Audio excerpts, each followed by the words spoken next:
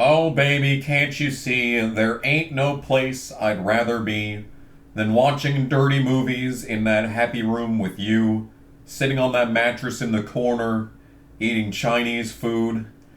I hear that voice in my head say, "Here we go again, ladies and gentlemen. Welcome back to the Chase Grid Predictions. 11 years strong of doing this. Yep, we are back again.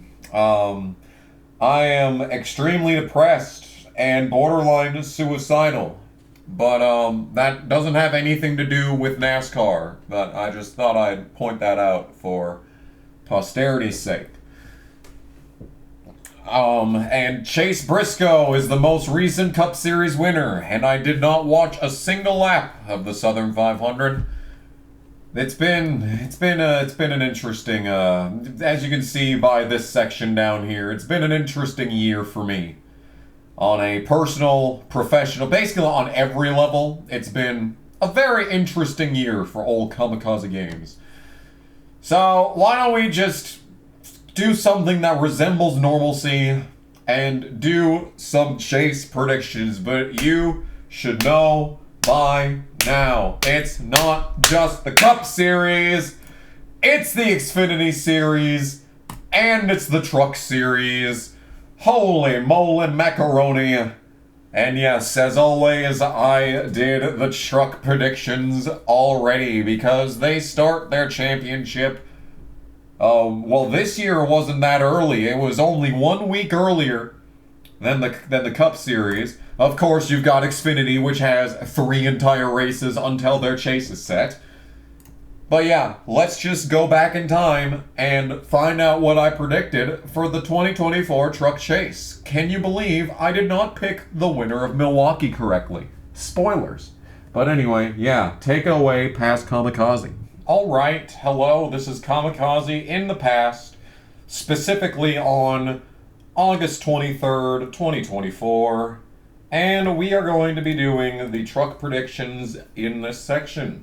I still don't know if I'm even going to upload this, so who knows if this will even be posted. So I guess we will talk about this stuff here on the left. Yippee yippee. Everyone's very excited. So, at the top of the list, Christian Eckes. Having a career season, he has led laps in every single race this year. I'm not sure if this has ever happened in NASCAR history in any of the 3 top series. So that's definitely interesting. Yeah, he's been having a good year, but he has not had that lethal, side of him. He's not had that lethal killing instinct.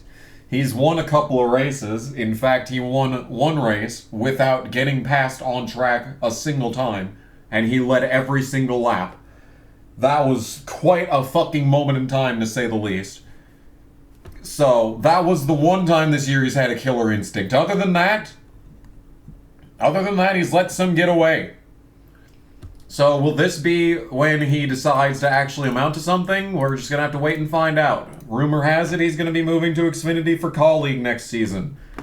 I don't know how that's going to go. I genuinely thought that he was going to be stuck in trucks forever, because he really didn't have much for prospects. I was kind of hoping that Bill McAnally would get himself an Xfinity car, but they took the boring option, as it turns out, so that's a shame.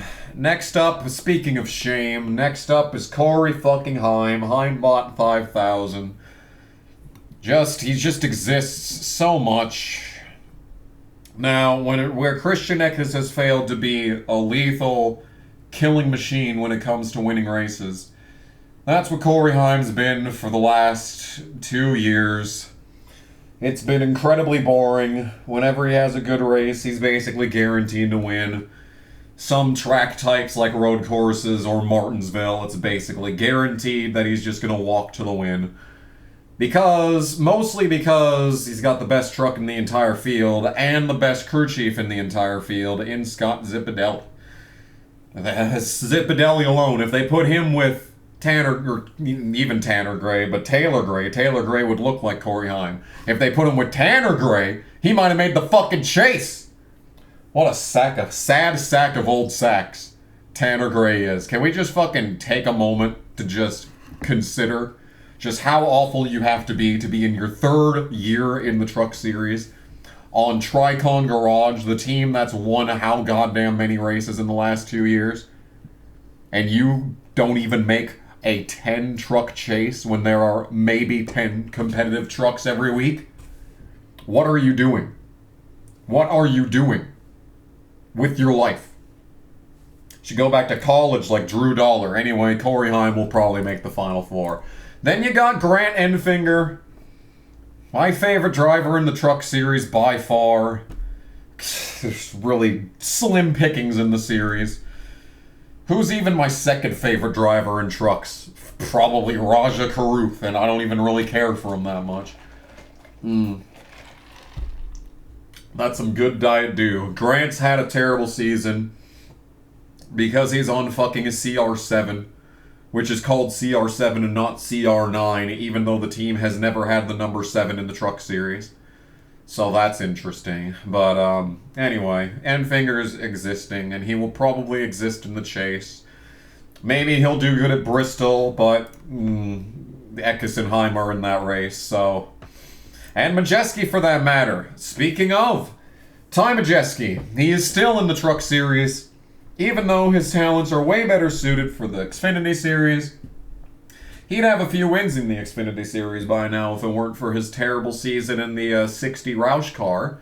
That basically halted all of his future prospects, which is a shame because Ty Majeski is probably one of the best short track late model drivers in the country, and he's just existed in the Truck Series for 3 years. He had a very much an off season last year. Now he's finally won a race, singular. Unless he won Richmond. I think he won Richmond. Yeah, he won Richmond and IRP. So he's won 2 races. So good for him. But will that actually amount to anything? Judging by the last couple of seasons, I'm going to go with probably not. So yeah, Nick Sanchez. Speaking of someone who just fucking exists. The absolute definition of mid. He's basically in what used to be KBM last year and is now... not KBM this year. It's basically the remnants of GMS. This team was in a lawsuit with Kyle Busch for half the season. That was interesting. I don't know what that was all about. But yeah, Nick Sanchez has existed. He won 2 absolute garbage races. Daytona was a terrible finish and pretty much set up this year in my life pretty well. Just an absolute nightmare from start to finish, and just, and even the ending was a joke, so, yeah, that really goes to tell you what my feelings are towards who's going to win the championships this season. Then he won at, where was it, Charlotte, some 1.5-mile track that he absolutely didn't deserve to win at because, I don't know, Heim had a bad pit stop or something. So he's basically just existed the entire season. And he's backed into a couple of wins that he did not deserve. And he'll probably back into the Final Four, knowing how this shit usually goes. Raja Karuth, apparently my second favorite driver in the Truck Series. Yeah. He won in pure dominating fashion at Las Vegas, but as Riley Herbst proved last season, Las Vegas is a purely equipment track, so that wasn't desperately impressive. I expected his season to go the way that it has, just without the win. I expected him to be decent at times, but middling otherwise. Yeah, just the fact that he got a win. Unfortunately, it had to be at Vegas, which just sullies it. Every other time that he's gotten in the lead this season, he just wrecks himself. He's just driving in over his head, despite the fact that he's basically got a fast track to the Cup Series, being on Spire. So I don't know why he's trying to drive like he's got something to prove, bro. You have a win. You have a full-time truck, and you're in the chase. I don't know what your problem is. But yeah, so Karuth, he could make it to the Final Four, or he could be out in round 1. It's truly anyone's guess, so should be fun to watch him. Taylor Gray, man. Now, when you talk about disappointments, I didn't expect Caruth to do anything this season, so the fact that he got a win is a net positive. Taylor Gray, on the other hand, is someone who should have like 3 or 4 wins by now. Dude, basically in his, rookie season where he had like 4 starts to his name, would have won at IRP if John Hunter Nemechek hadn't wrecked him. And ever since then, he has not been close to victory lane. Every race that he's done good in this season, Heim's been better. So, yeah. And since Heim's coming back to the fucking truck series again, despite winning half the races he's entered, despite having he's not finished in the top 10 like 5 times in his career, apparently he needs more time to develop in the truck series. Could have fucking fooled me. So that just means that Taylor Gray's gonna spend another year in trucks without Scott Zipadelli. If they just give Scott Zipadelli to Taylor Gray, he would look like Corey Heim. But no! He's just got some fuck on his box that doesn't know how to fucking, get the little extra out of the truck every week that Scott Zipadelli does. So no wonder he hasn't won yet. If only they would give him a good fucking crew chief. So yeah, Taylor Gray, once again, same as Caruth, he could make it to the Final Four, he could win the championship. Or he could be out in round 1, depending on how everything goes. It's a pretty easy first round, with some pretty obvious picks for who's not going to make it. So yeah, but anyway, Taylor Gray, I said he was a disappointment last season. Fucking A. Can you win a race, bud? Seriously. Bro. At least do it before Tanner does. My God. Anyway, Tyler Ankrum.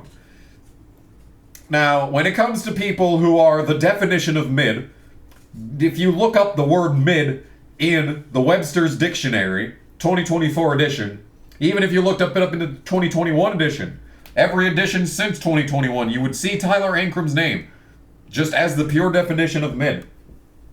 He's been in the same truck as Christian Eckes, and obviously Christian Eckes has a good crew chief. I don't know who it is. I don't care enough to find out either. But Ankrum's definitely been the second best at mechanically. But there's definitely a clear tier difference between Ankrum and Eckes. Because Ankrum, he started off the season really well. He was moderately consistent. Then he had a couple of wrecks, and he's never been relevant ever since. He had a good race at North Wilkesboro. I remember listening to that on MRN and being like, damn, what's this dude doing up here? Didn't he win a stage? Yeah, well, he hasn't done anything since then. He's had a couple of good runs, but otherwise has just existed.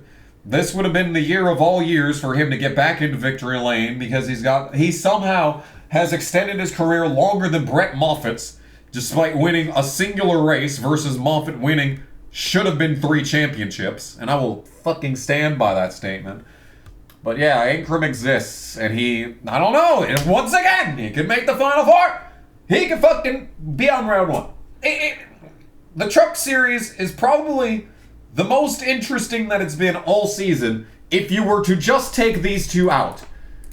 It's basically, F1 if you didn't have Red Bull, right? Just get rid of these two, and it would have been a really interesting season. But unfortunately, these two exist, and we are condemned to an incredibly boring season as a result. Daniel fucking dies in the chase. How the hell did that happen? How the hell did we manage to fail so hard as a species that Daniel fucking Nye is in the Truck Series chase? Well, let's take a look at his competition. Chase Purdy, fucking garbage. Tanner Gray, fucking garbage. Stuart Friesen, where the hell was he this season? Isn't he in a fucking Spire adjacent truck or a BMR adjacent truck? What the fuck are you doing? Friesen. Matt Crafton, he peaked a decade ago and still somehow managed to get 3 championships since. Yeah, Daniel dies in the chase. He's terrible. He's awful. He's terrible and awful at the same time. He is the definition of garbage, and he is going to be in the fucking Xfinity series next year because God hates us all. So I can't wait for him to I can't wait for him to wreck at the end of every fucking Xfinity race and cause a green-white checkered that causes Justin Allgaier to lose a bunch of races. Pretty much guaranteed with that announcement. And yeah. And this cunt fuck.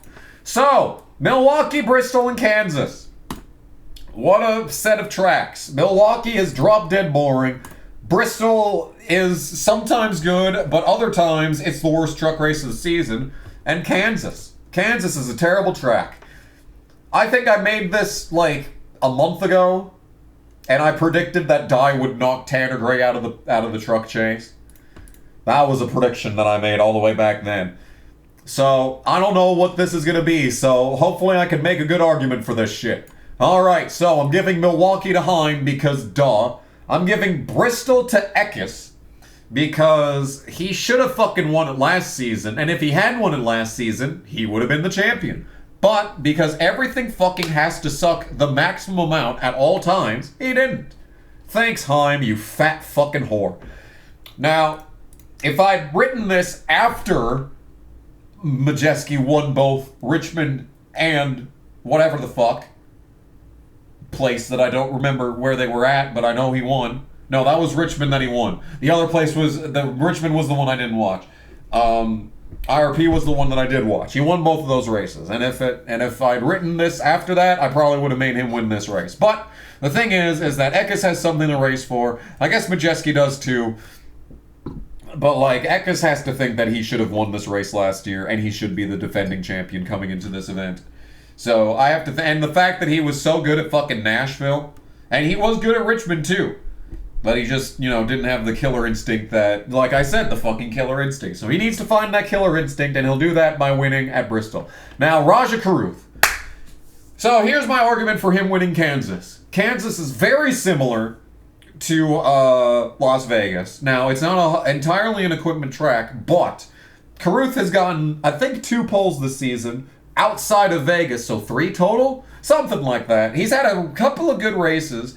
I think it was fucking Kansas where he took the lead on track, on talent last season, and then literally blew an engine the next lap.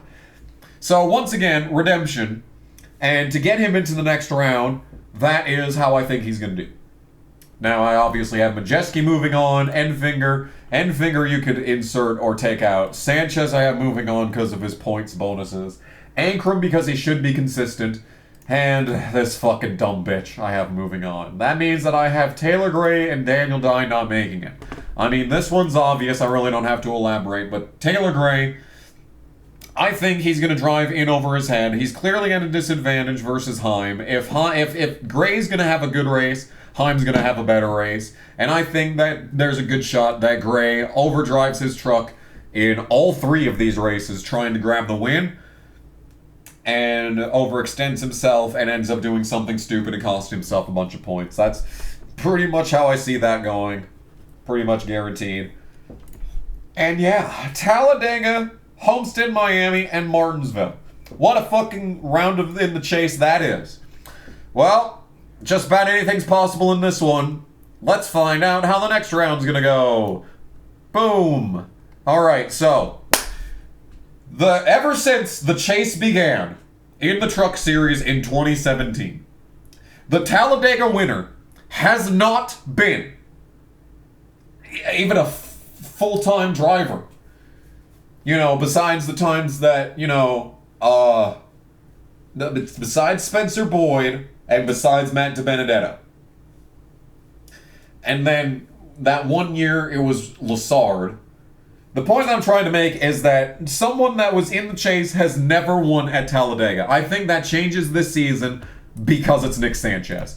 Sanchez is probably going to win. The only other example that we have of a drafting style track would be Atlanta, now that I think about it. But aside from Atlanta, it's just Daytona, which Sanchez was untouchable in that race, and he was also pretty good at Atlanta if I can put my, you know, thinking cap back to a time when I wasn't, you know, on the verge of drinking cyanide every single day, you know? All the way back then, in the wild, wild, ancient world.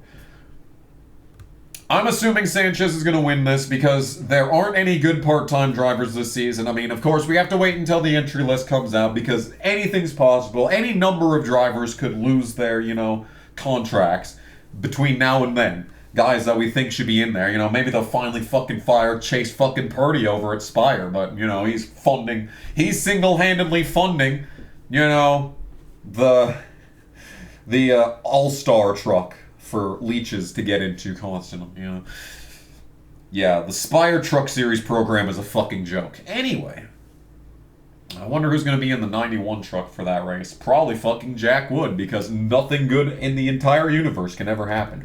Sanchez is winning Talladega, that's my bold prediction. Now, as far as these other two races, it's going to be Heim. Martinsville is going to be automatically won by Heim. Homestead is the big question mark. I have to imagine that, in all likelihood, it's going to be pure equipment. Now, Majeski won at Homestead in 2020, whatever the fuck. But, you see, that was 2020 whenever the fuck. He is completely useless at any track that is not a short track these days. So that's why I don't think he's going to go back to Victory Lane at Homestead. He's the only good driver at ThorSport. Let's be 100% honest here. He is the only one that's even close to capable of winning races for ThorSport. So, if anyone's going to do it, it's going to be Majeski. Unless Rhodes backs into it like he always fucking does. Which is why I have Eckes and Rhodes moving on, because of course he's going to make the Final Four. Of course he's going to make the Final Four, and he's probably going to win the fucking championship after Heim and Eckes wreck each other for no reason, and Sanchez is just mid. That's what's probably going to happen. Let's be fucking honest. And Eckes will move on because he's got a bunch of fucking bonus points and all that good shit. I think he's got the regular season bonus too. He probably comes into this fucking shit, if you include Bristol in the wins column, he probably has 50 bonus points. Probably coming into this shit. So yeah, he is probably moving on regardless of what happens. Unless, of course, NASCAR decides, actually, no, that was not a legal restart. You have to pit, fuck you, and fuck your championship. So, I don't have Enfinger moving on because CR7 is mid. Ankrum I do not have moving on because he is mid. Carruth I don't have moving on because I don't see him winning any of these races unless they bring a piece to Homestead. Or if he somehow manages to win Talladega. I raced against Roger Carruth at Talladega once. That was an interesting day. And yeah, so that's basically this. That is basically this. Yes, yes indeed. So, between these four... oh God. Between these four, who do I have winning the championship? I wonder who it could possibly be after the fucking misery that is my fucking pure, mere existence. Let's think about it honestly. Eckes was pretty strong at Richmond. That doesn't mean anything. People who are good at Richmond are not good at Phoenix. I don't know if you fucking noticed that, but I did. Blaney sucks at Richmond, and he's great at Phoenix. I don't know what the reason is. Everyone thinks that they're the same fucking track, but they're not. They're not the same fucking track. The only person that's good there at both tracks is Allgaier. He's the only one. Guess who's not winning the Xfinity Championship this season, by the way? Yeah. But Eckes was good last year. Motherfucker won the race. After, the pure, unadulterated goddamn shit show that was that. Should be stricken from the goddamn record books. They really fucking should be. What they should have fucking done was run redo on Sunday after the Cup race, just to be fucking mulligan. Call a fucking mulligan. Do it like the Cars, thing, and have them fucking race it out between themselves without all this other fucking bullshit going on. That's just my opinion on that. Heim is going to do good because, it's Heim. Sanchez is the wild card. Nick Sanchez at Phoenix. I have no idea how he's done there because I don't give a fuck about Nick Sanchez.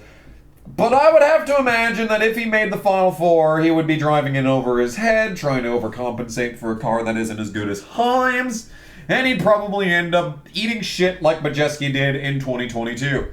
That is the wildest guess that I would have to have as to what would happen for Sanchez. But crazier things have happened. Anything is possible in this sport, especially when you take a look at what happened last year. Basically, everything that I've said so far is a completely moot point because anything can fucking happen in the truck series in the final race because there is no rules anymore. So what does that mean? What does that mean? Who do I think is going to win this championship? Who do I think is going to win this championship? It's Heim. It's gotta be fucking Heim. Like, this season, especially, it's gotta be fucking Heim. Like, unless Ekis brings a piece and a half, he's not going to outdrive Corey Heim in a Scott Zipadelli prepared truck at Phoenix. It's just not gonna happen. There's just no way. Like, the only reason that what happened last year happened is because it was Carson Hocevar. Driving in over his head, you know, just completely blowing it, completely blowing all goodwill that anyone had for him going into his, you know, rookie cup season. Blowing it all in one moment. That's the only reason. I don't see Ekis doing that. I don't see Sanchez doing that. I can see him doing that. But apart from that, like, Heim's just not going to be touched. Like, he is absolutely going to get the pole and just exist in the lead the entire race until 2 laps to go when some nobody is going to wreck himself in fucking 2 laps down in 20th. And then it's just a fucking shit show for another half an hour. Fun fact, I went to bed after the first green-white checkered where, you know, and Finger lost the lead. I went to bed after that one. You know, I would have literally, like, I would have maybe believed in God again if I woke up the next morning and saw that Enfinger had actually won the championship after a bunch of shitty restarts. I didn't even see the, like, last half hour of that fucking race because I went to fucking bed. But yeah, no, there is no God. Unless that God exists only to cause me suffering. Anyway, you get the fucking idea. It's been written all over here. You know how I feel about basically everything regarding NASCAR. So, yeah, basically, that's how that goes. Anyway, that's 24 and a half minutes of this video. So I'll send it back to present day Kamikaze, which is future Kamikaze for me, interestingly enough. And yeah, well, I hope you enjoy the rest of the thing. Thank you for that wonderful aside, past Kamikaze. Yes, indeed. I still got Heim winning the championship because I hate my life. Moving on to Xfinity, which once again still has not begun their chase. There are 3 entire races until that happens. What are those races, you may be asking? Well, the first one is Atlanta. I predict Austin Hill will win. Yawn. After that, Watkins Glen. There's usually a lot of leeches in this race, but I'm still going to pick SVG. And Bristol. I'm being ambitious on this one. For Bristol, I predict that Chandler Smith will win and finally justify his existence at Gibbs. Yes, indeed. All right, well, there you have it. And speaking of Chandler Smith, that is the man that is on top of this list. I'm assuming Sammy Smith will make the chase and not Ryan Sieg because, duh. But you never know with this shit. Anyway, Chandler Smith, the superior Smith, as proven by, like, every metric ever conceived. He's had a mid-season. He was high in the points earlier in the year, and then he just kind of fell off. It's the same thing that happened last season, actually, and then he really picked it up in the chase. I'm hoping that happens again, but I don't exactly hope for much these days. Speaking of not hoping for much, Justin Allgaier. How many stages has he won this year? He's won more stages than Truex did in 2017, I swear. Dude has been absolutely unhinged in the first and second stages, and then he just kind of fucks off for the rest of the race. It's like, alright, we got our paycheck for the first 2 fucking stages, I guess we'll take a break for the rest of the fucking race. And then he never wins, except he did win twice. He won at Michigan and somewhere else. The first Darlington race, yes. Those were definitely races that happened. And, like, he was untouchable at Darlington, and it was like, the pit stops were perfect, and he was completely untouchable. And then he won against all odds. And I just stood back like, why can't you just do this every week? No, you've got to win the first 2 stages, and then finish like 7th. It's the Justin Allgaier way. And he won Michigan, and I, like, watched maybe, like, 15 laps of that race. I'll be honest, I didn't watch much of it. I just saw him win, and I was like, yay, I guess today is not the day that I will kill myself. So that was fun. Austin Hill is next on the list, and he is continuing to be Austin Hill, which is existing. He is the definition of existing, and then he just does good on plate races. Did he win Daytona this year? The first one? I don't even remember. Do I care enough to look up? No, I do not. But I know that he's been fast at times. He probably won Atlanta too. I don't even know at this point. Austin Hill exists. Yay. Woohoo. Everyone's super happy about this fact. Speaking of super happy. Yeah, they had to cripple the engines of the cars at Indianapolis again, and then the two SHR cars were absolutely untouchable. And then Eric Almirola just decided, you know what, nah, I'm not going to win this race after being sat on my ass for several months. No, I'll just not win this race. And now Hurst is in the chase and has 2 career Xfinity wins. Great! I'm very glad I did not attend this event. AJ Allmendinger. Boy, it has been a sad, sad, sad season. Sad sack of old sack season. For AJ Allmendinger, the man has been absolutely the definition of mid. He's had an alright season. He's, been like top 5 in points all year, but like that doesn't matter in 2024, number 1. And number 2, he hasn't contended for any wins. He was super fast just now at Darlington. He was fast somewhere else recently. I don't remember where though.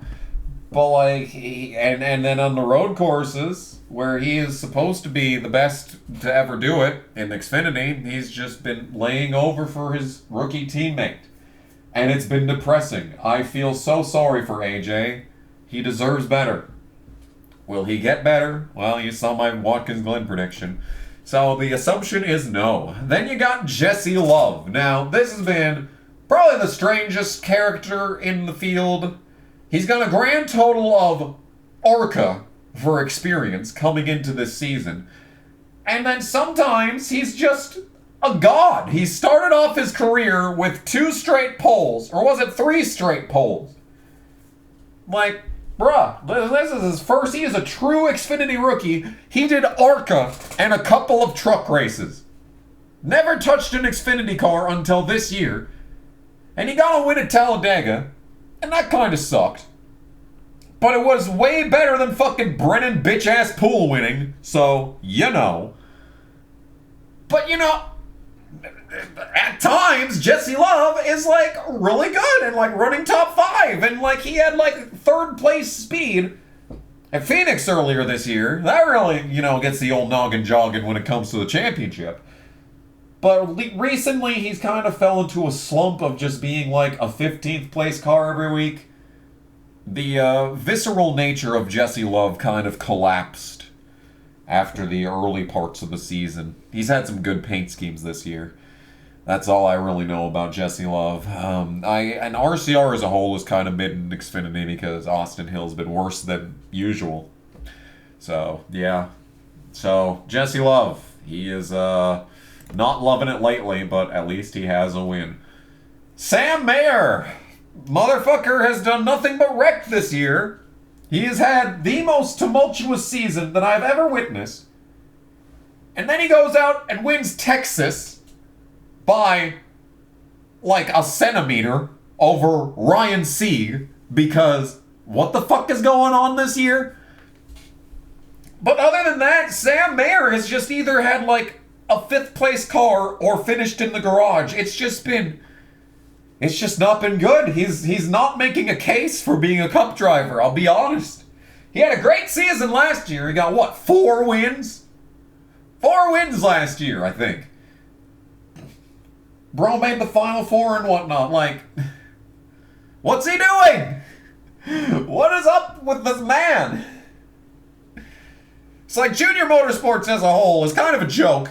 You got Allgaier, who is incapable of winning, but goddamn if he can't fucking run good at the early part of a race.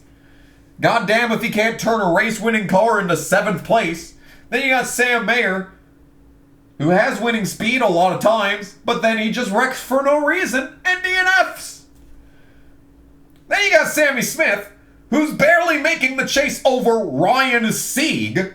And then you got the dumb fuck Menards kid, 139 points out. Over 2 full races, including stages, behind Ryan Sieg, who's had 1 good race this season. He sucks. Retire, you fucking fraud. Anyway, Sam Mayer, we'll see what he does this chase. Parker Kligerman is another driver that exists. He has not had the mystique that he had last season. He stepped into big machine racing, which was a big load of shit. At one point, they were the best team in the garage. Then Parker Kligerman got in the car, and then kind of was all downhill from there. I miss Jade Buford, is what I'm trying to say. Parker Kligerman exists. He keeps wrecking he keeps wrecking people on the last lap at plate races. He has failed to win once again. Will that change? I mean, it's Parker Kligerman. If anyone can win a plate race, it's him. But, like, you'd think he'd have done it by now. Then you got Cole Custer. He sure exists. Has he even won this season? I'm actually going to look this up because I don't know. We are in the Cup Series. Here is the Xfinity. He has won Pocono. And that's it. Wow. Your defending champion, ladies and gentlemen. Yeah, he's been fast. He's just had a Matt Kenseth 2003 type season. I don't think he deserved to win Pocono either. It's probably yet another race that Allgaier swept the first 2 stages and then just decided to fuck off at the end. That's my assumption anyway. Cole Custer, he exists. And he will continue to exist because, yeah. Shane Van Gisbergen. I can't stand him at this point. He has overstayed his welcome, to say the least. He is not even that good anywhere except for road courses, where he is literally overpowered somehow in a colleague car. Meanwhile, Allmendinger is like he doesn't even finish second half the time. SVG drove like a jackass at Circuit of the Americas, cost himself and Austin Hill a win, and instead gave it to a leech. Not just any leech, but like the worst leech in the field, which is the Hendrick 17 car, which exists solely to be a leech car and not actually provide any benefit whatsoever to the series other than just siphoning wins and funding from other more deserving teams. The worst. I have not liked SVG since then, and he has just grown to be insufferable at this point. And it wouldn't be so bad if he was relevant anywhere else besides road courses. Because half the time, you'll find him in 25th, racing Timmy Hill and Ryan Ellis, among others. It's something. It's something. He will probably win whatever road course is in the chase. Then you got Sammy Smith. I already talked about Sammy Smith. I don't think there's really that much to add. He is barely beating a Ryan Sieg to make the chase. That's not a good time right there.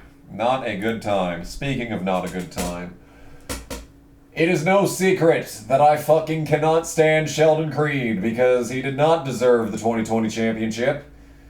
But if anything, in the Truck Series, but if anything, I'm starting to believe that he sold his soul to the devil to get that 2020 championship, for he is cursed to never win in the Xfinity Series, which I find outright hilarious. And Darlington just happened. And I watched that race because, maybe Allgaier could do good in it. he was looking pretty good until the pit crew decided to lose 7 spots on the final stop. That was really awesome, by the way. Thanks for that. But like, even I, who can hold a grudge with the best of them, even I at this point, I'm actually starting to feel sorry for him. I can't stand the motherfucker, but like, I just fucking watched that final restart in silence. Like, bruh. At least it wasn't second, wasn't his 11th second place finish. It was instead 3rd. Alright, so we got Kansas, Talladega, and we got the Roval, which still exists. Someone fucking shoot me! Kansas is the worst track to ever exist. It rivals fucking Indianapolis in that sense.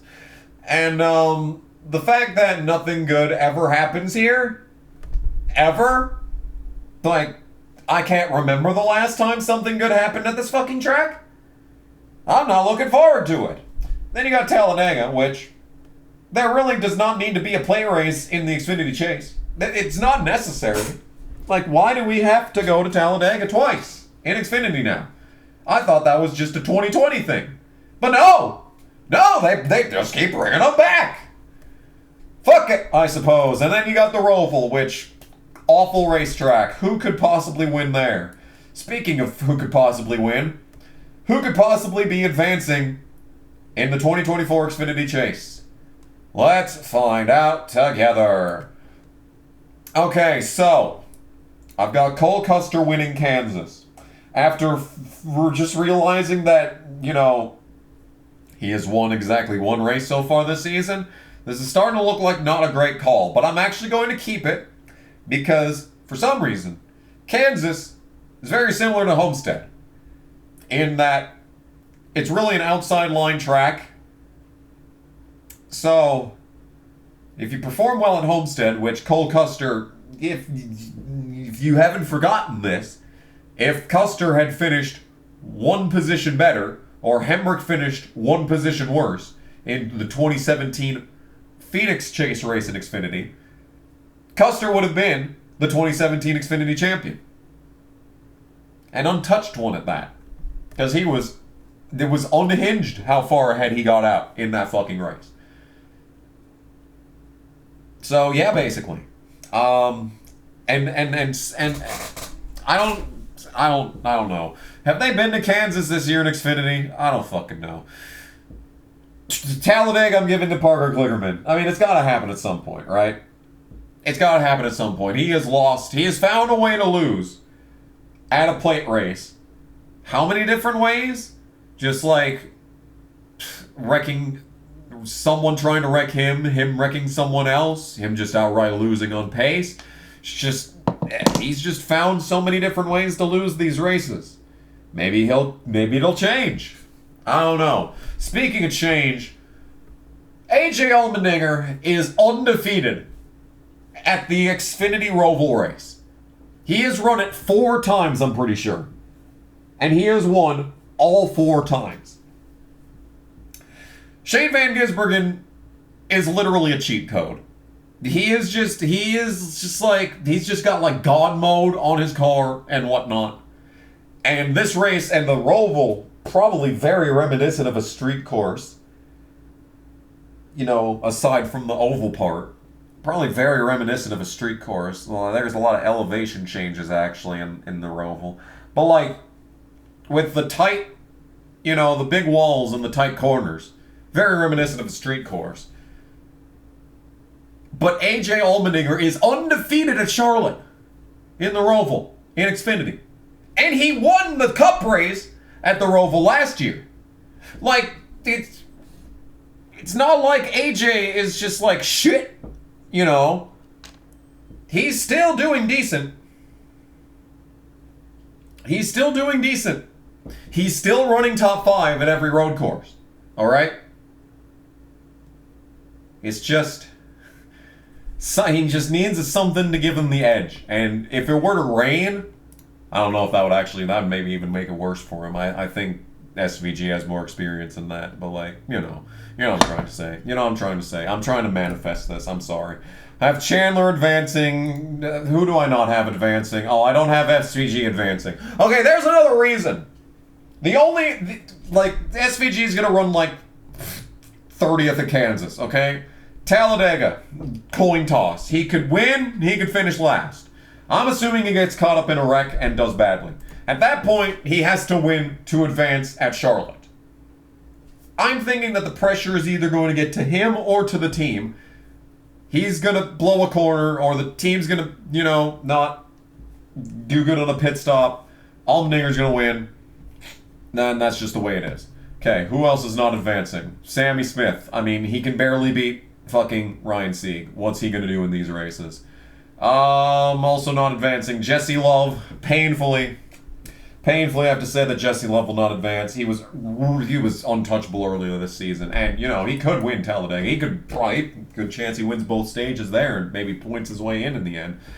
But yeah, I mean, between that and Kansas and the Roval, I mean, he was fucking boogieing at the street course. Actually, Jesse Love was all right at the street course at Chicago, so it's going to be similar to Charlotte, but I think that experience is going to pay off way more at this track than fucking just being good at the fucking street course. And I don't have Herbst advancing because fuck Herbst. Alright, next couple of races. Vegas, Homestead, and Martinsville. Who's going to do good here? Alright, let's just address the elephant in the room. Like I said, I fucking hate Sheldon Creed. But at some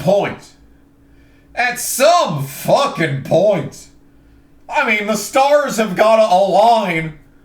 I mean, Satan himself has got to be like, you know what, I'm going to revise these terms. I feel like you have fucking reaped what you've sown for long enough. And between that and the fact that Gibbs is untouchable at Homestead or Martinsville. And let me also mention, I forgot to even mention this. Speaking of Gibbs, like I said earlier, Almirola, if he's entered in any of these races, he could fucking win. Ryan Truex, if he's entered into any of these races, he could fucking win. Especially Martinsville. That's probably the worst case scenario for Sheldon Creed, is if Almirola's entered in that race.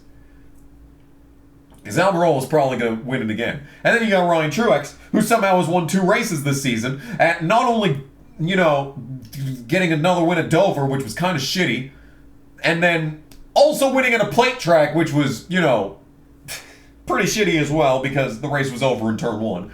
But the point I'm trying to make is that Ryan Truex is really justifying his existence in the Gibbs team. And if he were to get, another win, perhaps he would actually have a fucking full-time schedule next year. Wouldn't that be amazing? Wouldn't that just fucking... I'd like to do a dollop of Daisy of that one. That's my personal fucking opinion. And then if Almirola is back in Martinsville, he'll win another grandfather clock. Gibbs is overpowered in Martinsville is what I'm trying to say. Now, I have Sam Mayer winning Vegas.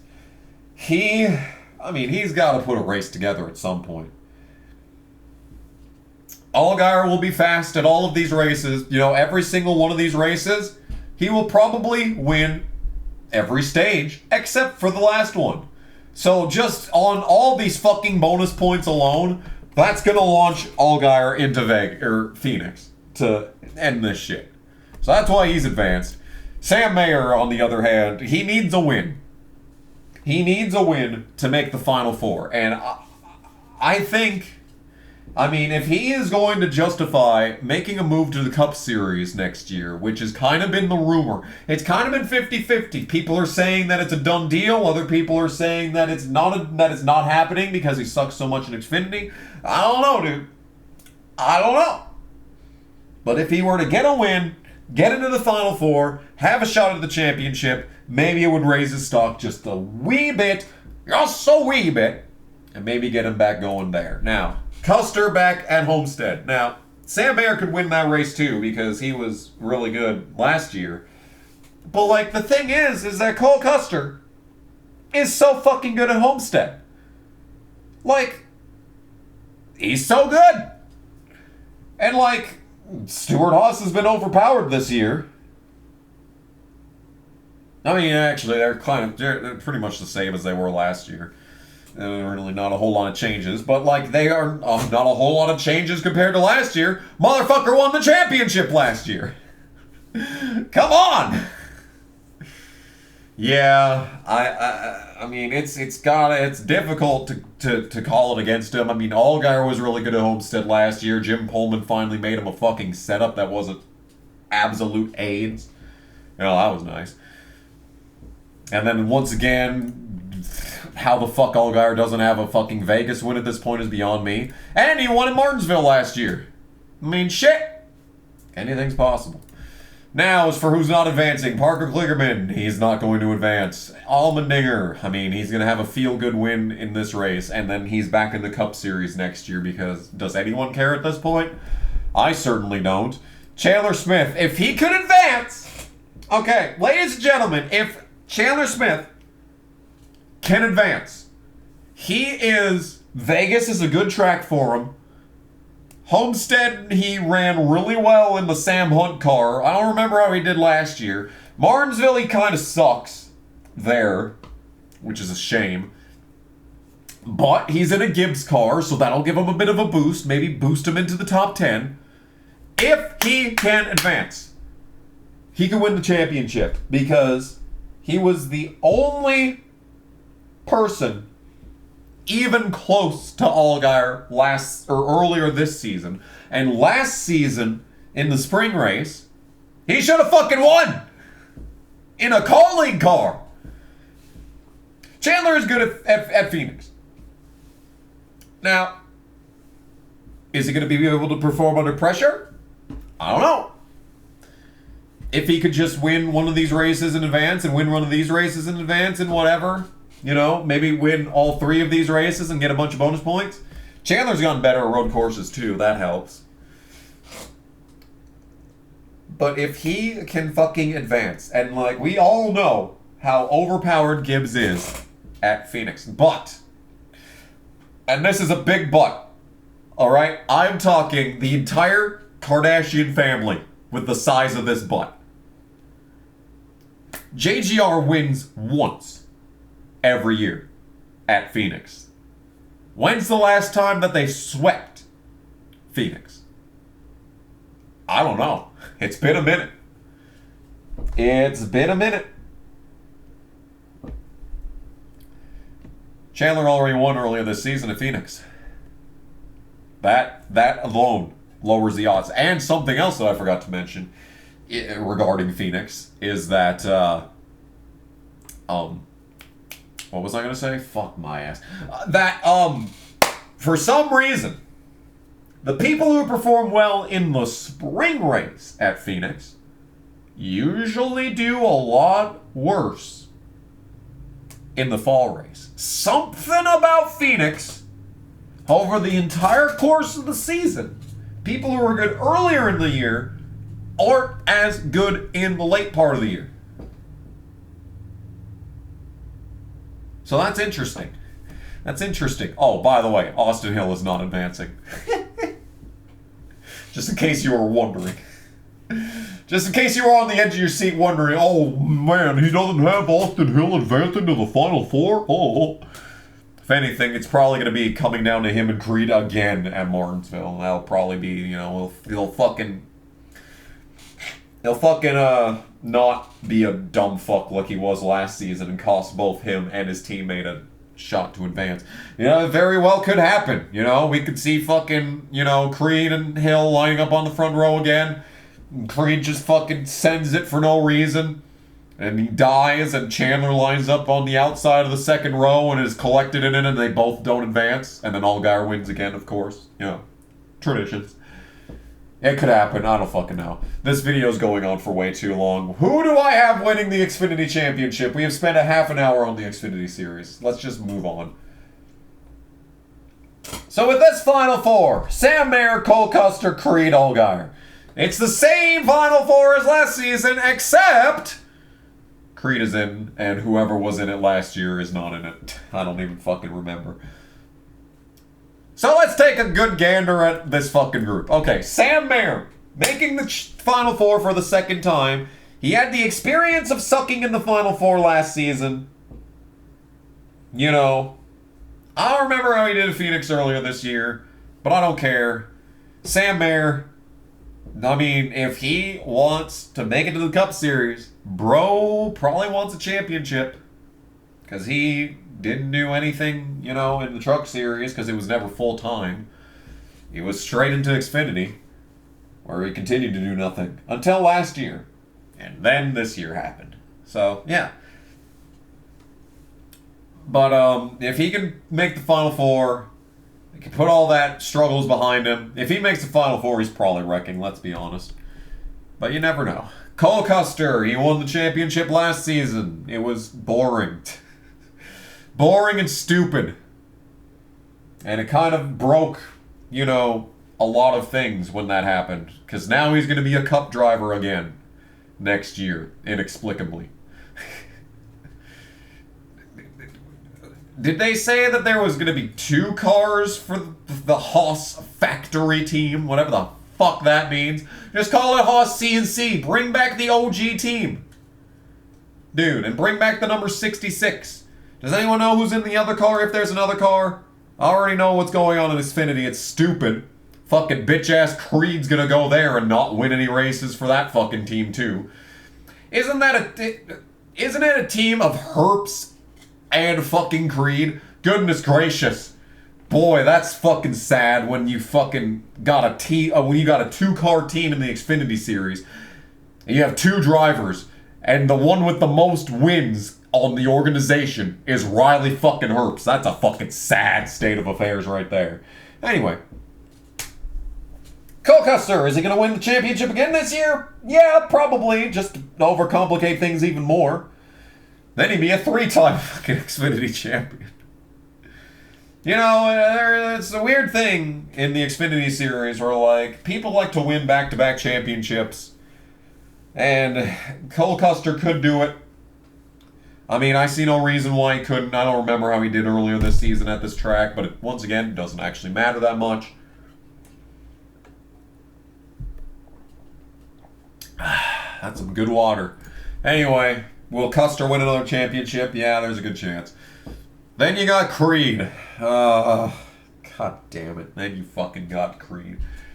Well, if he's in the Final Four, anything's possible. If there was any way for a 0-win champion, it would be Sheldon Creed pointing his way into the Final Four and finishing second to, like, fucking Eric Almirola.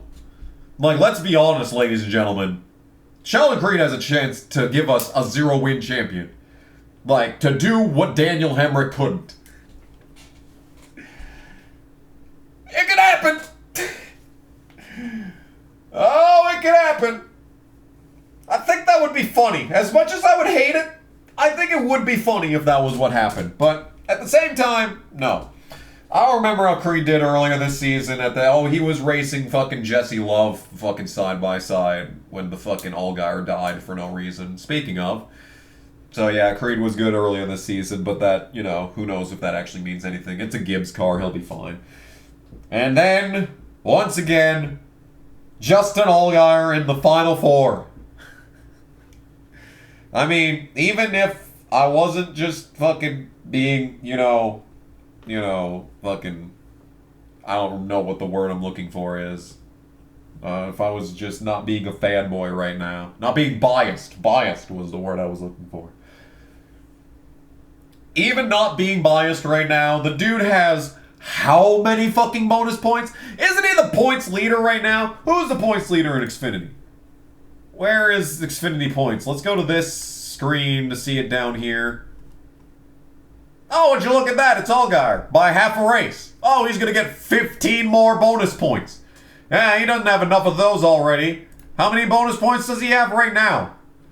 15 plus. How do you find out? Wait, how do you find out how many bonus points the dude has? Is it in the standings? There it is. Yeah, look at this. 23 playoff points.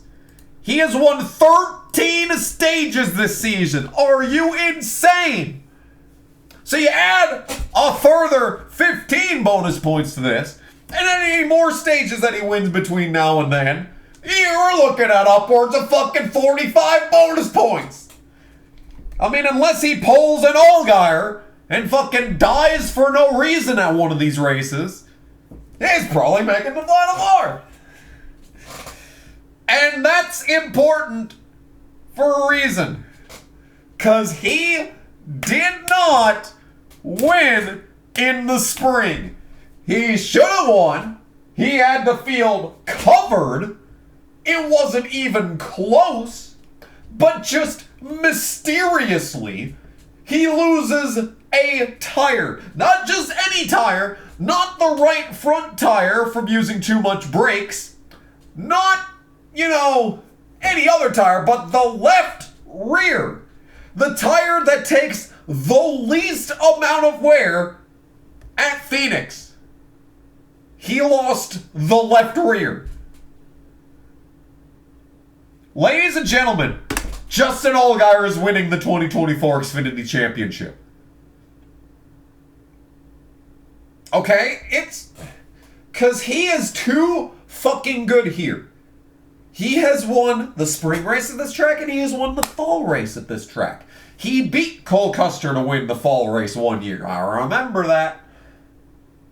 He hasn't had a chance to run many fall races at this track, unfortunately. But Phoenix has always been Allgaier's best track. Like, by far. Unless you count Bristol. Because, the fucking 6 or 7 times he should have won there. But anyway, point I'm trying to make is that Allgaier did not win the spring race. And JGR did. That means that JGR is not winning the fall race. That opens it up for Allgaier. He's got to beat Cole Custer, who was really fucking good here last year. However, Custer was not nearly as good in the spring. The difference between the spring and the fall race, the calendar, is like half the time versus the spring to fall race. There's not a lot of changes that took place in the off season. And for Allgaier to be that far ahead, especially over Custer, that's what's important, is that Allgaier was ahead of Custer by a lot earlier this year. Allgaier going into his best track, and he has had a phenomenal season. Should have won upwards of 10 races, but he has had so much raw pace early in the race. Phoenix was the track that he was untouchable. Every other race, he fell off. Every other race, he fell off after the second stage, except for Darlington. And even then, what was it? Did they have to do like a fucking restart there at the end anyway? This is the year.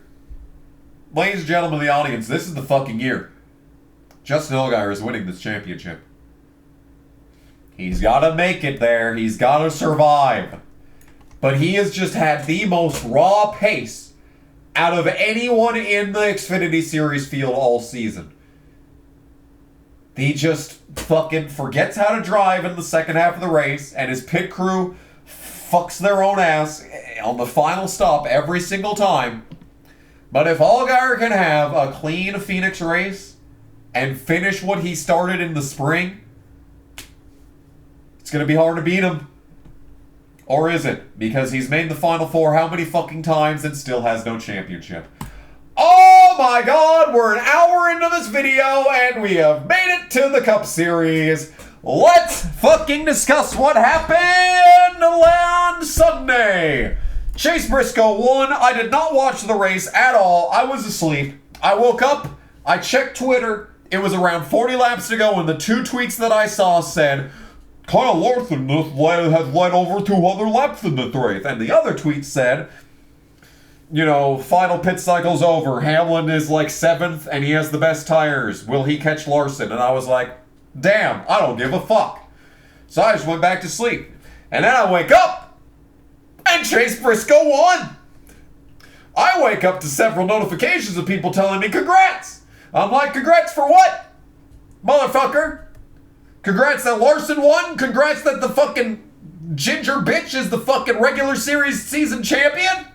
Congratulations for what, motherfucker? Oh, Chase Briscoe has decided to fucking be a fucking race car driver again and win the Southern 500. Okay, sure. I see how it is. Of course you would do this when I'm not watching. No, never mind all the fucking races that I've watched in the last 2 years. Nah, don't win those. No, win the one where I'm fucking asleep. Win the one when I am in REM fucking sleep. Yes. Chase Briscoe, he has won another race. He has finally got his second career win. Took him fucking long enough. Yeah, I bought the Harrison Burton race win. Don't worry, we'll get to that. Can I justify spending another $100 on the Briscoe win? The final Stewart-Haas win? The final win for the 14 car? Is anyone taking the number 14 next year? I don't fucking know. Do I care? No. Briscoe's in the chase. Let's fucking go. Then you got Denny Hamlin. Denny Hamlin is just being himself. Winning races that he shouldn't win. Winning races that Truex should have won. And existing. You know, fucking Bristol and Richmond were a 1-2 punch, ladies and gentlemen. A 1-2 punch.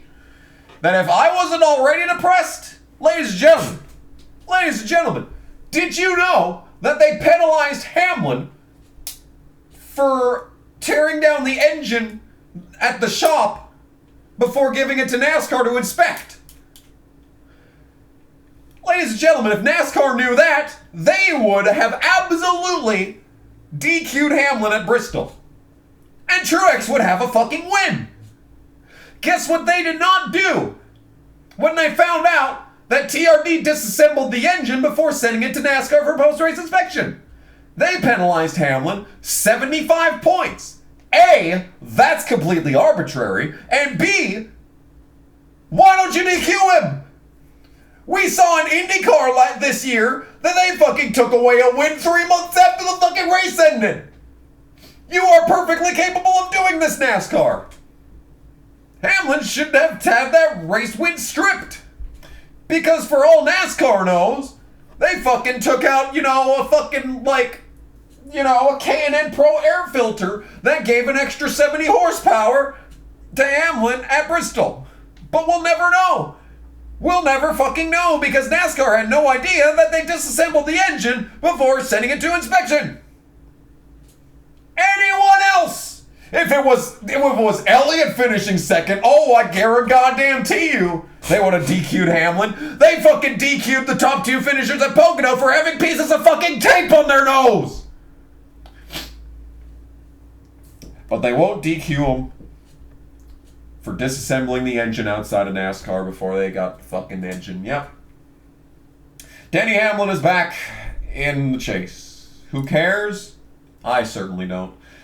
Speaking of back, Alex Bowman.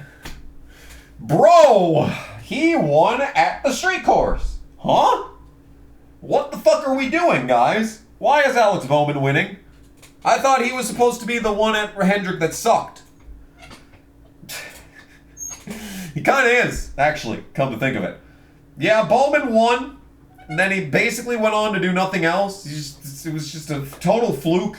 Kind of the story of the season for the Cup Series.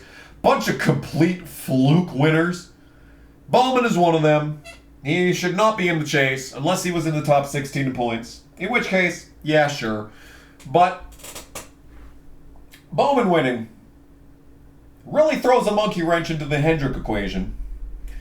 Because now, where the fuck are they going to bring up their new drivers? Raja Karuth won't wait forever.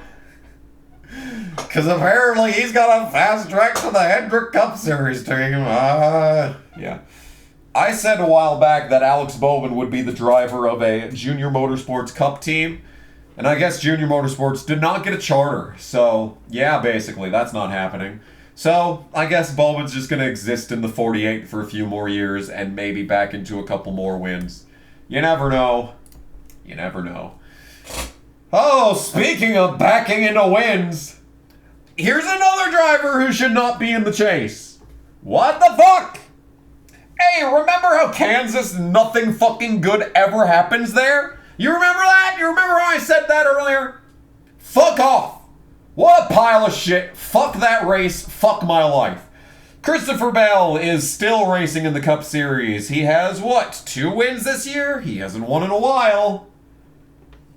It looked like he was having a shot at the points lead earlier this season, and then he started wrecking a bunch. Who won New Hampshire this year? Hamlin? I don't even remember, dude. Maybe it was Bell. I don't know. The point is, he exists. He'll probably make the Final Four in DNF again, just like the last 2 seasons. It just gets worse. I mean, every fucking waking second of my life, just every minute that passes by, it just gets worse. We got Chase fucking Elliott. He's still mid. Well, not really mid. Like he's driven. He's had an 8th place car in every race this season, and then fucking Texas stupidity happened, and he backed into a fucking win because this sport sucks. As you see, the thing is, if you ended every race this season with like 30 laps to go versus when it actually ended, boy, everything would have been completely different, wouldn't it? Every single fucking race would have had a different outcome. Like, that's just how little the actual race part of the race matters. Like, literally, you don't need to watch these races. Just tune in with 10 to go. Just get a Google notification on your phone set up to alert you when the race is at 10 to go. Oh, that's a nice fucking Discord notification. Thanks for that. Yeah. I fucking hate Elliott. No, I hate this motherfucker more. Ryan Blaney. Talk about someone I don't hate. Hey, Ryan Blaney won at Pocono. Isn't that his only win this year? Yep, defending Cup Series champion. Penske has been dog-ass this year, except for when they back into wins. Yeah, some 2-time defending series champions that are backing into fucking wins after people fucking pit in front of them or run out of fucking gas in front of them. Yeah, Ryan Blaney exists. He's the best driver at Penske because of course he is. But like, even that being said, he's like 6th in points or something, so it's not been a great season for Blaney. William Byron. Speaking of not great seasons, does he have 1 win at Daytona this year? I read somewhere that he doesn't even have 300 laps left this season. Like, what the fuck? Byron, you were supposed to be, like, the best.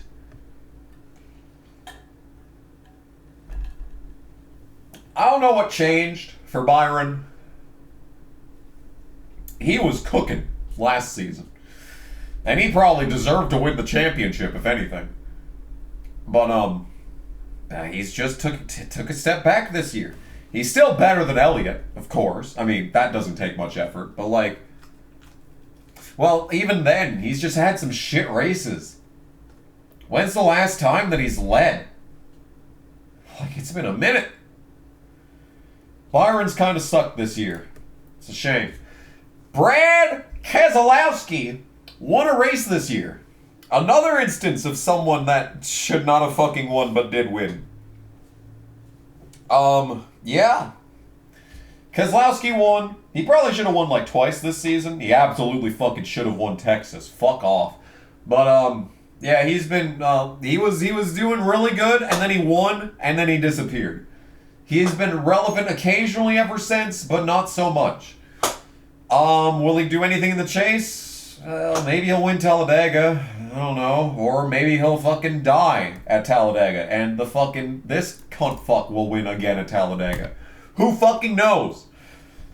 And then you got fucking this bitch. Daniel fucking Suarez.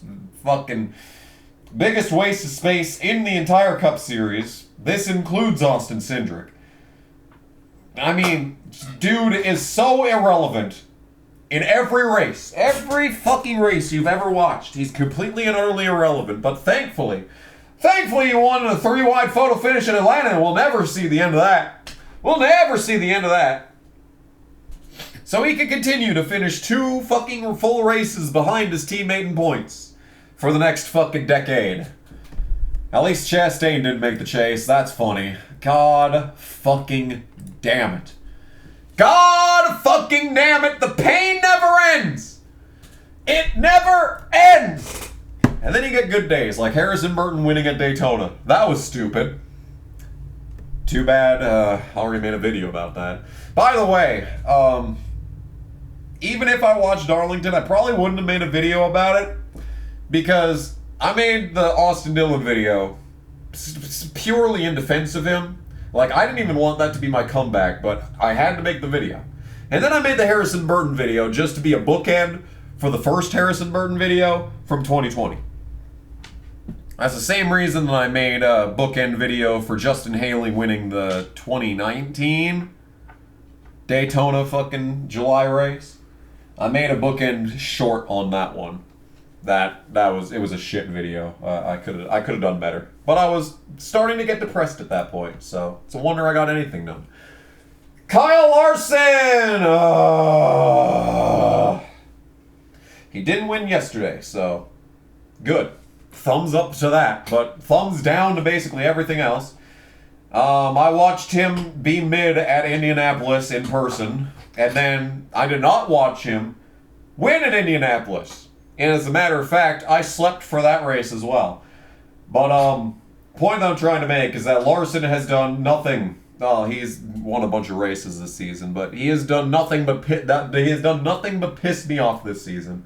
He's won in the most inconvenient manner possible, and he was also the crux of fucking Truex not winning Richmond after absolutely should have winning Richmond. Yep. Good times. Good times were had by all. I fucking hate Larson. I'm so sick of his existence. But he'll probably fucking make the Final Four, because this is NASCAR after all. And then you got Ty Gibbs, who is, man, he had a great start to his season, and then he completely fell off. Now he's been utterly irrelevant. I guess he was up at the front at Darlington. I didn't see that. I didn't see it. So therefore, it didn't happen. So Gibbs has been not great. Even at road courses, he's been kind of mid. There's been a lot of them, too. A lot of road courses. A lot of opportunities for Ty Gibbs to do something this season, and he's whiffed on all of them. And I'm sure that'll continue into the chase. Congrats, Truex. You wrecked on lap fucking 2 of a 500-mile race, and you still managed to make the chase. Good job. Kill me now. I don't know, dude. Truex has just done nothing but disappoint me my entire life. Basically, all the time except for 2017. And now as I sit here on the brink, and we enter the final 10 races of Truex's full-time Cup Series career, day that I was, thinking about as early as 2016. Like, when he fucking retires, what am I going to do? What am I going to fucking do? There's times that I wish that I stopped watching NASCAR after 2017. Lots of times that I wish that. But,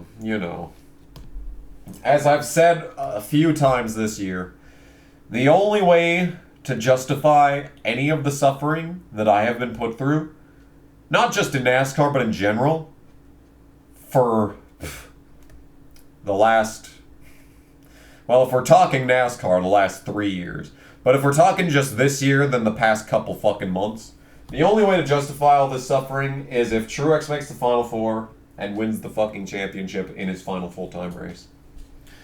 That's the only way that would justify it. But the odds of that are basically zero. Atlanta, Watkins Glen, and Bristol. We have finally made it to the Cup Series predictions. Call it a fucking hallelujah. Glory, glory, hallelujah. We fucking made it to the fucking actual crux of the video.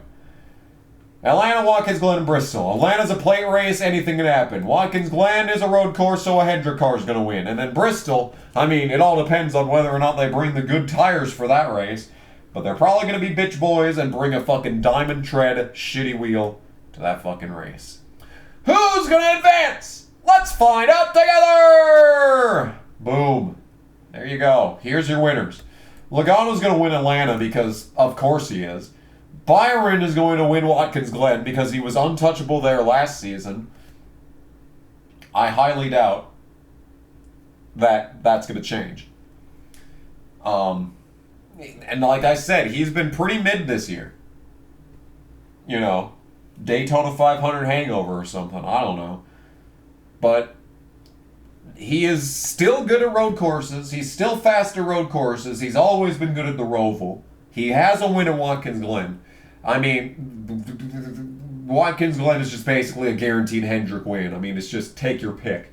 You know what? Alex Bowman winning would be even funnier, but that's not going to happen. I think it's going to be Byron getting his second straight Watkins Glen win. And like, you know, it's a thing that, like, drivers will go on hot streaks at certain road courses, you know.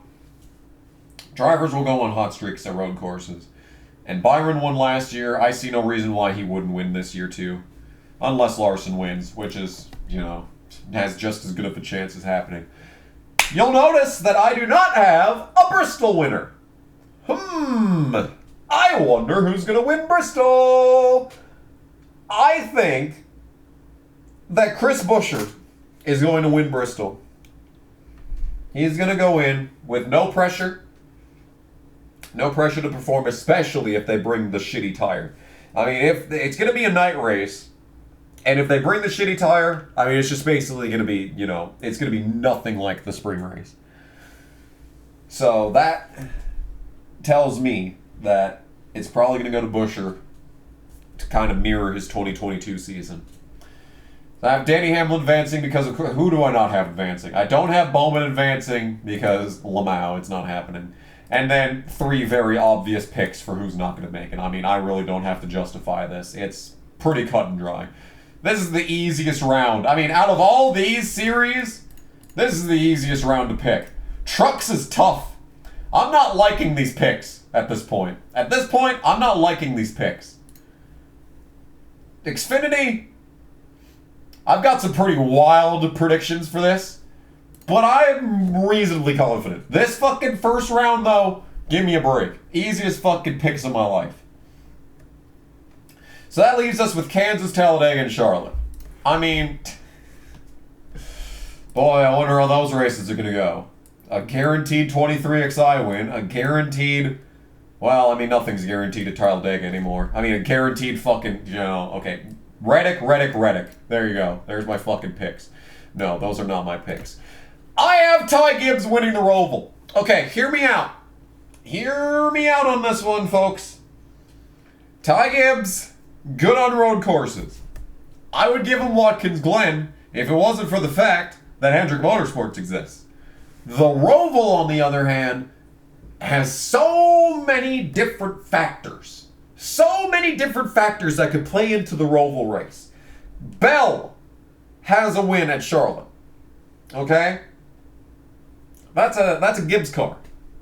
Ty Gibbs, he's great on road courses. If there's anywhere that he's going to get a win this season, especially with how he's fallen off lately, I think the best shot is the Roval. First career win at the Roval. Wouldn't that be some shit?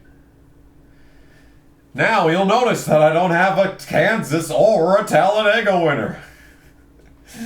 Oh, who could win those races?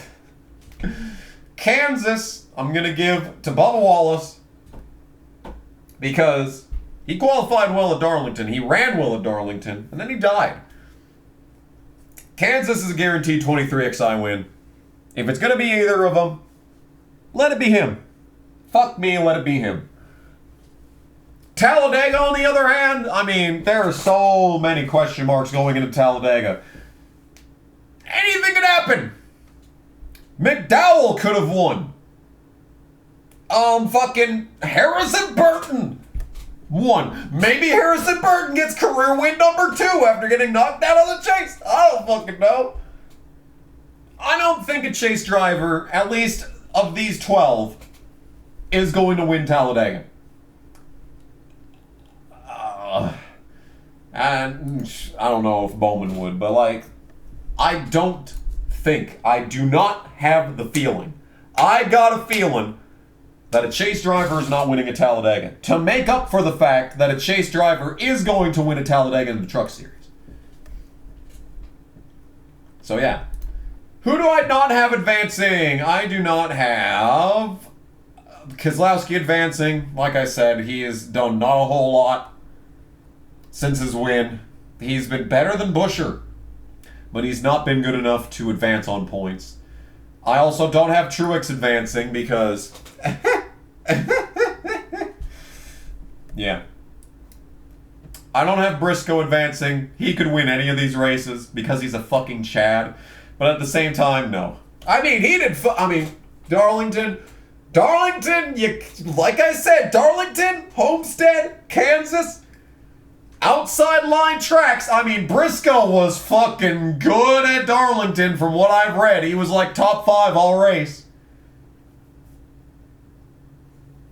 You never know, motherfuckers. I don't have Logano advancing because, well, he could very well win Talladega. I mean, this would be the season. I mean, yeah. Good chance it's an even year. It is without a doubt been an even year, ladies and gentlemen. Do y'all recall when I talked about even versus odd years?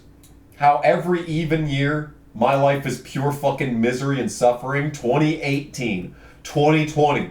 2022 wasn't too bad, but it was pretty shit when it came to the Cup Series. Now, my life in general, if you'll recall, 2018 was the worst year of my life. 2020 was a close second.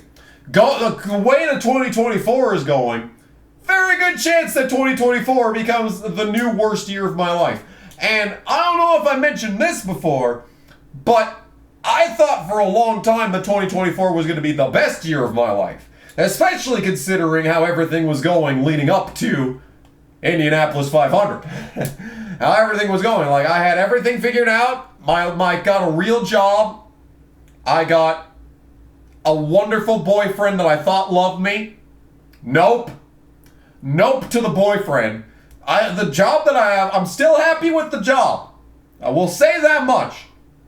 But other than that, I'm fucking depressed again.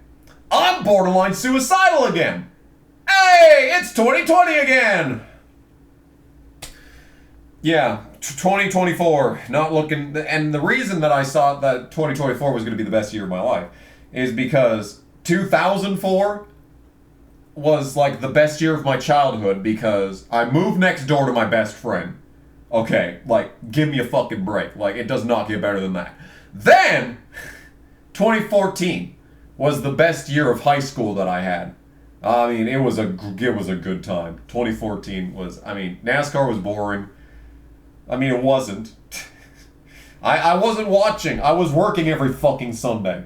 It's from the fucking race reviews. I fucking went, oh, I didn't watch this race. I bet it was okay. It's like, shut up, Kamikaze. You're a fucking idiot. But 2014 was great. I had a lot of friends. I had a lot of fun in high school. We got up to some fucking wild antics. I just hit my senior year. Senior year started in August of that year. I mean, fuck me. School was almost over, finally. 13 fucking years of waiting. School was almost over. I just assumed that since 2004 was a great year, was the best year of my childhood, 2014 was the best year of my adolescence, I thought 2024 would be the best year of my young adulthood. Nope! No, sir! It sure the fuck isn't. Vegas, Homestead, and Martinsville. Who's gonna do good in these races? I'll tell you, no one I like. Vegas is going to Larson. Like, do I even need to justify that? He's got the best car in the field. And Vegas is a fucking 100% mechanical track. Bell could have won at this track multiple times in the past couple of seasons. Did he? No! Useless sack of shit. Oh, speaking of useless sacks of shit, guess who's gonna finally win Homestead? Kill me. I do have Bell advancing. Because he is good at Vegas. He is good at Homestead. I think he is good enough to advance with just points. Especially considering Vegas and Homestead. Every possibility that he finishes top 5 in those races. And he has a win at Martinsville. It was under erroneous circumstances, yes. I'll give you that much. But you know, he'll be fine in Martinsville. He could probably fucking coast his way into the Final Four. Speaking of coasting your way into the Final Four, I have Denny Hamlin advancing. He has been the cream of the crop this year. You know, when he's not, you know, sending an engine to Toyota Racing Development to tear down before sending it to NASCAR to fucking inspect it. When he's not doing that, he's been winning races left and right. He probably should have won Darlington. He has been fast all season. So many races. He has, what, 4 wins this season? He should have more than that. Well, maybe he should have an equivalent amount of wins. He should have foregone all of his wins up to this point, you know, to Truex. But he should have won 4 other races elsewhere. The point I'm trying to make is that Hamlin has had some speed this season. He has been by far the best Gibbs car. Bell started off as the best Gibbs car earlier this season and then fell off. Bell's been good at some certain places, you know, here and there. Some of his, you know, focused talent tracks where he's like, you know, can elevate the fucking car with his natural ability. But everywhere else, Hamlin's been the fastest Gibbs car.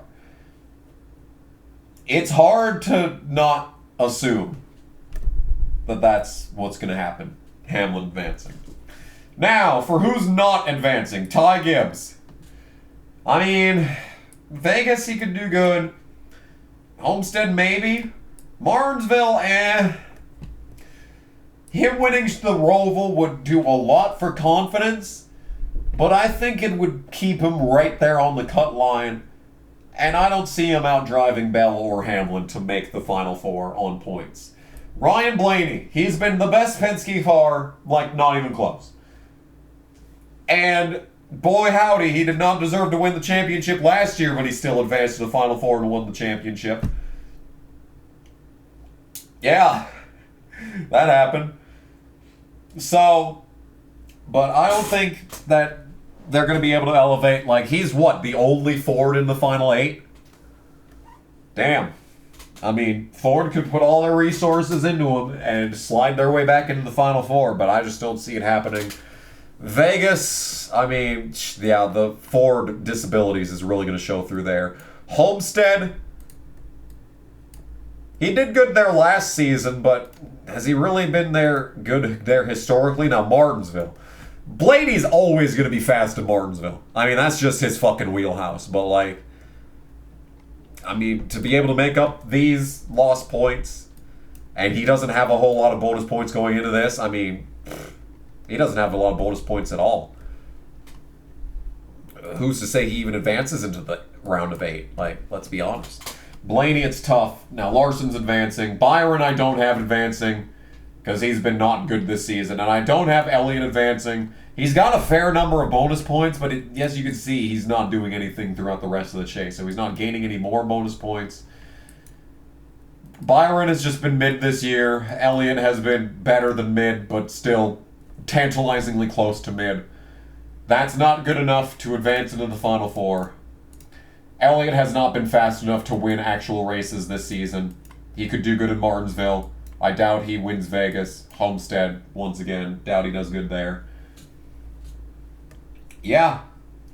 That leaves us with this as a Final Four. Boy, I wonder who wins a championship under this fucking set of 4 drivers. Well, let's honestly take a fucking consideration here. Christopher Bell is not winning. Because even though he won Phoenix earlier this season, by a fucking margin, if I remember correctly. Same story, though. Same story, though, as in the Xfinity series. Drivers who are great in the Phoenix race in the spring do not come back and perform in the fall. Especially in the Cup Series. It's different in Xfinity. It's still noticeable in the Xfinity Series, but it's not as stark as in the Cup Series. You'll have someone win the Cup race in the spring by fucking 50 car lengths. And then they'll come back in the fall and not even run top 10. No one's been able to dominate at Phoenix, both in the spring and the fall, since Harvick. And that was all the way back in 2018 was the last time that he even won at Phoenix. Like, it's been a long time. 5 years. That's a long time, ladies and gentlemen. So, the question becomes, who's going to fill that void? Well, you got Larson in the Final Four again. Yeah. Larson in the Final Four again. Whoopee. Who whoopty fucking knew? He'll probably have a shot. Then you got this bitch. Has he ever been good at Phoenix? I know Briscoe beat his bitch ass to win at Phoenix. That was when he was with RCR. I don't remember how he did any other year. I don't give a fuck about him. I mean, I was going to say that he's not great at Richmond, but that doesn't matter. Richmond is not Phoenix. As much as the fucking broadcast booth would lead you to believe, if you perform well at Richmond, it doesn't mean that you're going to win at Phoenix. It doesn't mean anything. I think I mentioned this in the Trump fucking chase predictions that I recorded a week ago. You know, I'm pretty sure I mentioned that. How it does not make a matter how good you run at Richmond when it comes to Phoenix. Because fucking Blaney sucks at Richmond, but he's great at Phoenix. Truex sucked at Phoenix for a very long time, but he's been great at Richmond for a very long time. Ladies and gentlemen of the audience. Oh, I never even mentioned who won. I'm glaringly missing who wins Martinsville. I have Truex winning Martinsville. Not in the final, not in the chase. Just for his final win. Because, that'd be nice! Anyway. So, yeah. Point I'm trying to make is that between these three, well, let's take a look at it historically. When it comes to the numerology, new drivers in the chase, their first Final Four appearance, they tend to win the championship. Great. Fantastic. Then, let's take a consideration here. Larson. I mean, there is a good fucking chance that Larson wins this championship. However, he has not been the best driver in the field all year. Forget about him missing Charlotte. Forget about him missing Charlotte. He is still not leading the points. There's a reason for that. He has had race-winning cars a lot. And when he has race-winning cars, he tends to fucking win the race. He has had visceral fucking speed in the majority of races this season. However, Larson has had a few races where he has not been in a top 10 car. Denny Hamlin. He's been good this year.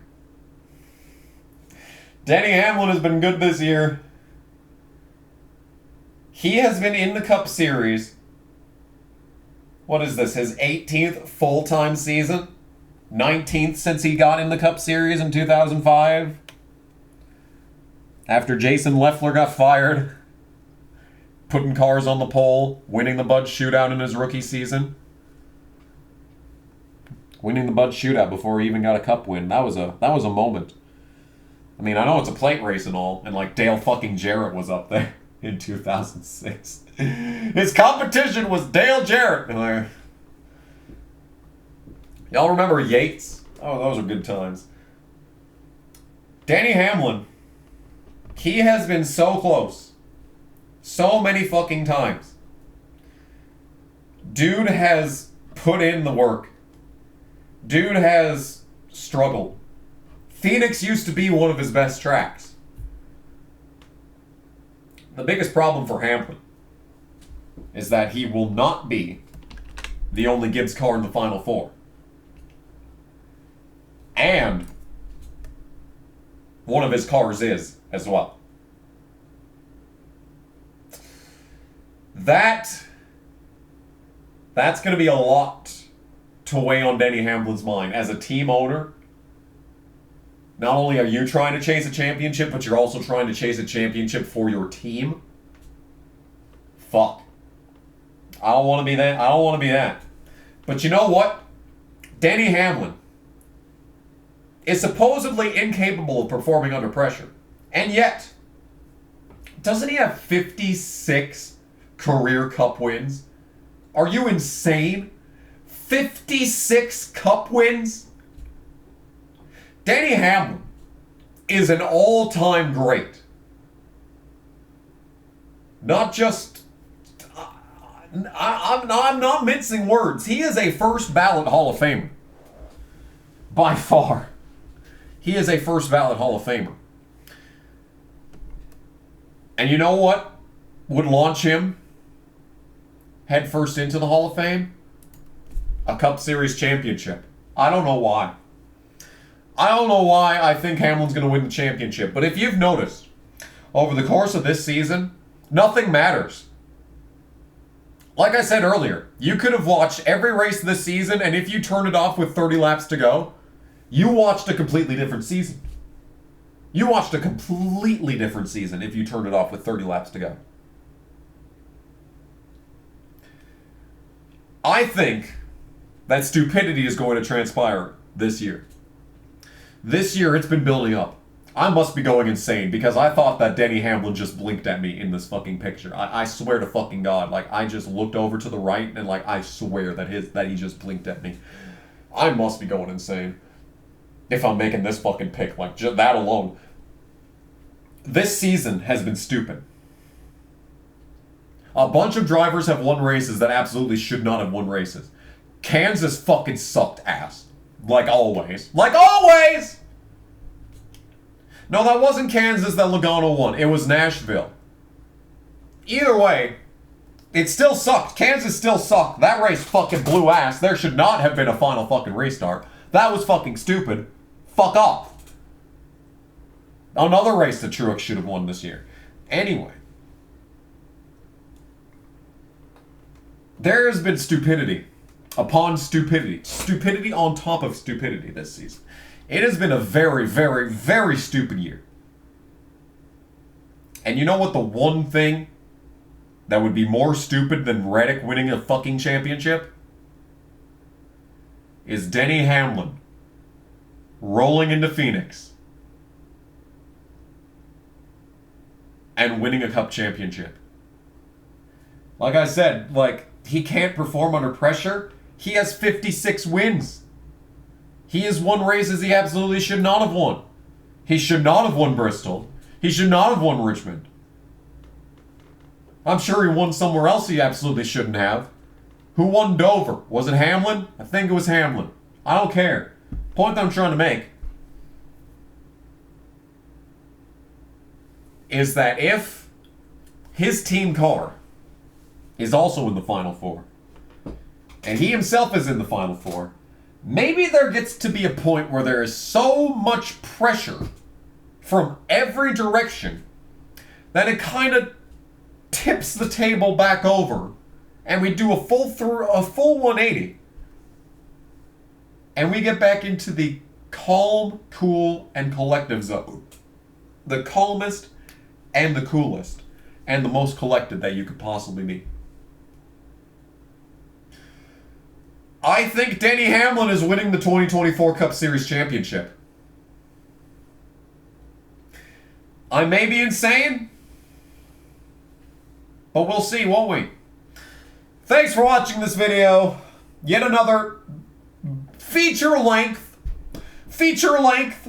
edition of the Chase Grid Predictions video. I don't know if I'll be alive come the championship race. We'll fucking see, I suppose. Yeah, so thanks for watching. Like I said, I didn't watch a minute of Darlington. I don't know what I want to do with my life at this point, but I don't know if it's watch racing. I don't know, man. Between how the fucking Milwaukee races went this past weekend, wow, what a load of shit that was. Now Pehl actually has to put in effort in the final race of the IndyCar season. Great, I'm sure he'll fucking not be able to start the car on lap fucking 1 again. Cunt fucking goddamn ass series. Anyway. Oh, and F1 has sucked lately too. Well, I mean, like, on paper it hasn't sucked, but like now everyone is doing what Red Bull was doing, except it's not Red Bull. Now everyone's winning by 20 seconds, except it's not Verstappen. Like, this is nothing like 2021, where like Hamilton and Max were like dead even for like the entire second half of the season. Like, you know, it's nothing like that. It's just some car is really good at a track and completely untouchable. Just varies from team to team. Anyway, I just realized I never saw who won the ARCA race at Springfield. Wonder who fucking did that. Let's find out. Was it Sawalich? Can't imagine. Can't imagine. Who won? Was it Sawalich? Brent Cruz. Okay. Hey, that's fine. That's better than Sawalich. Anyway, I'm done. This video's over. Thanks for watching. See you whatever comes next. I don't know what I'm going to be uploading. Oh, he led every lap. Never mind, he led every lap. Alright, fuck off. Yeah, I don't know what I'm going to be recording and uploading at all. I've got a couple of videos I could start editing, but like, once again, I'm depressed. And I don't know how to not be depressed. So, maybe I should spend some time figuring out how to not be depressed before I keep working on videos. I'll get back to you on that one. Thanks for watching. We'll see you whatever comes next. Bye!